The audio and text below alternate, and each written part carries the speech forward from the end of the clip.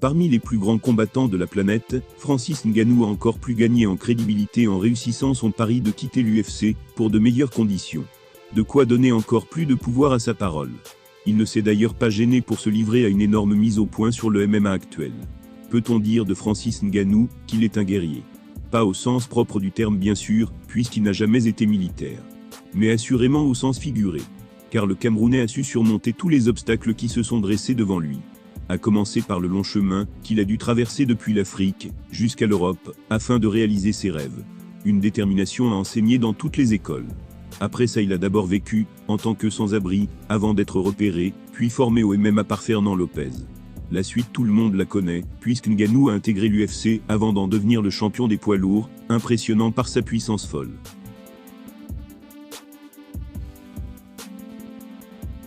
Jusqu'à ce qu'il décide de quitter la fédération de Dana White, il y a de ça 1 an, souhaitant trouver de meilleures conditions de travail autre part. En froid total avec son ancien patron depuis, le Predator avait essuyé énormément de critiques pour son départ. Et nombreux avaient été ceux à dire que son rêve de débuter en boxe anglaise ne se réaliserait jamais. Là encore, il leur a donné tort, avec son choc face à Fury. Dans une récente vidéo sur YouTube, Ngannou est d'ailleurs revenu sur ces derniers mois. Et notamment sur les leçons qu'il en a tirées sont cinglantes. Voilà ces mots. J'ai eu beaucoup d'opinions controversées sur mes décisions de carrière, parce que la plupart de ces choses concernaient ma carrière cette année. Nous avons négocié et discuté avec différentes organisations qui étaient intéressées. Et beaucoup d'entre elles essayaient simplement de surfer sur la hype, et de se faire de l'autopromotion. Vous savez, il y a beaucoup de gens différents, et certains ont 2 visages.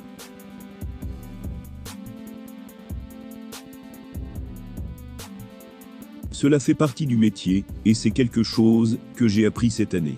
Ce métier peut être méchant. Il y a des gens qui prétendent être ce qu'ils ne sont pas, il y a beaucoup de choses.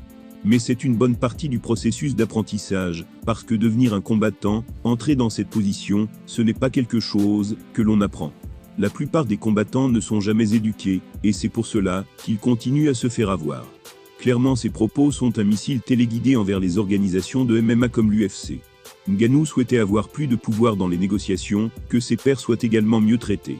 Mais Dana White et compagnie avaient refusé, malgré les millions engrangés chaque année par la Ligue.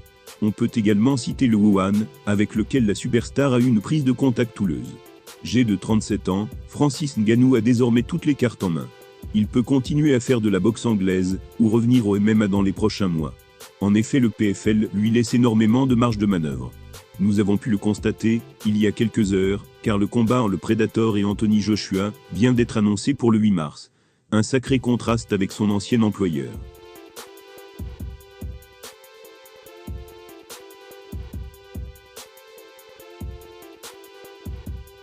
Adoré par les uns, conspué par les autres, Jon Jones ne laisse personne indifférent dans le monde du MMA, mais aussi des sports de combat en général. Il y a quelques années, Mike Tyson avait d'ailleurs donné son opinion tranchée sur l'icône de l'UFC. Oui, Jon Jones est l'un des plus grands combattants de tous les temps, voire le GOAT pour de nombreuses personnes. Et oui, il est une légende de l'UFC, où il sévit depuis 2009.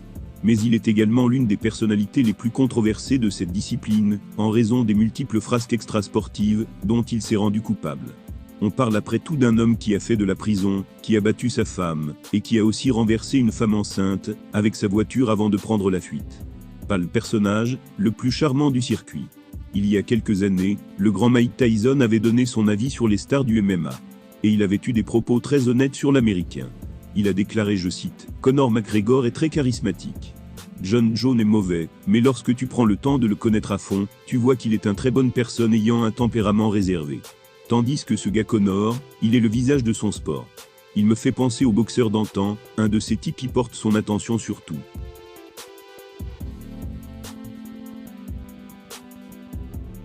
Quand on connaît l'histoire de Mike, on sait que l'intéressé ne porte là aucun jugement vis-à-vis de Bones. Il serait bien mal placé pour le critiquer, puisque l'ancien combattant a lui-même passé du temps derrière les barreaux, dans les années 90. À côté de ça, il a longtemps été hanté par de sérieux démons, comme la consommation d'alcool par exemple.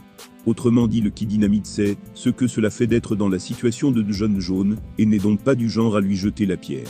On notera d'ailleurs qu'il existe un respect mutuel entre les deux hommes, depuis des années. En 2014, alors qu'il se préparait à affronter Daniel Cormier, Johnny avait croisé la route de l'ancien champion du monde des poids lourds. Il s'était adonné à un sparring en pleine rue, dans la rigolade. Mike Tyson le reconnaît, John Jones est tout sauf un personnage irréprochable. Mais il ne lui en veut pas pour autant. Au contraire, le parcours de la superstar de l'UFC lui rappelle peut-être aussi le sien. Et il peut donc sans mal s'identifier à Bones.